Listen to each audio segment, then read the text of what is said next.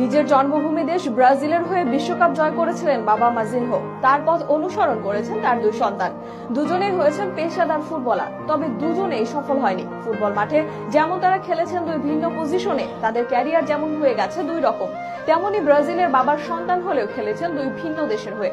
এতক্ষণে হয়তো বুঝে গেছেন বলছিলাম থিয়াগো আলকান্তা ও রাফিনহার কথা, যারা সময়ের পালাক্রমে নিজেদের দেশ বদলে ফেলেছেন। প্রতিবেদনের বাকি অংশ থাকছে বিস্তারিত আলোচনা। খেলার মাঠে সময়ের পরিক্রমায় তো কত কিছুই ঘটে যায়, তার মধ্যে অন্যতম হচ্ছে বাবার পথ অনুসরণ করে সন্তানের খেলোয়াড় বনে যাওয়া। তবে অবাক লাগে যখন দেখা যায় বাবার পরিচিতিতে খ্যাতি কুড়িয়ে একসময় দেশ ছেড়ে অন্য কোথাও চলে যায়, শুধু একটু জনপ্রিয়তা ও খেলার সুযোগের লোভে। সময়টা 1989 সাল। তখন ব্রাজিলের হয়ে অভিষেক হয় মাজিনহোর। ফুলব্যাক ও মিডফিল্ড দুই পজিশনে খেলতে বেশ পারদর্শী ছিলেন তিনি।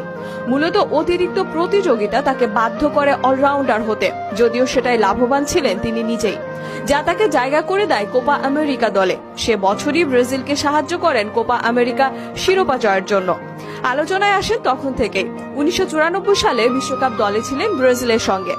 ফাইনালে তিনি ছিলেন দুর্দান্ত। ব্রাজিলিয়ানের চোখে তিনি ছিলেন হিরো হয়ে।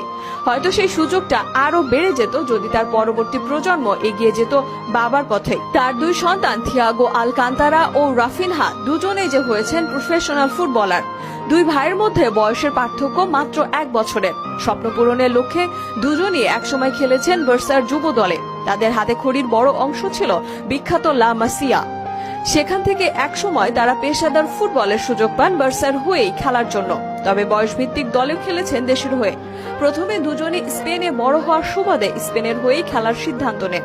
বড় ভাই থিয়াগো আলকান্তারা খেলেছেন স্পেনের অনূর্ধ্ব 16 থেকে শুরু করে 21 পর্যন্ত। এখানে থেমেছিলেন না তিনি, শেষ পর্যন্ত তাদের সঙ্গে থেকে যাওয়ার সিদ্ধান্ত নেন এই মিডফিল্ডার। বাবার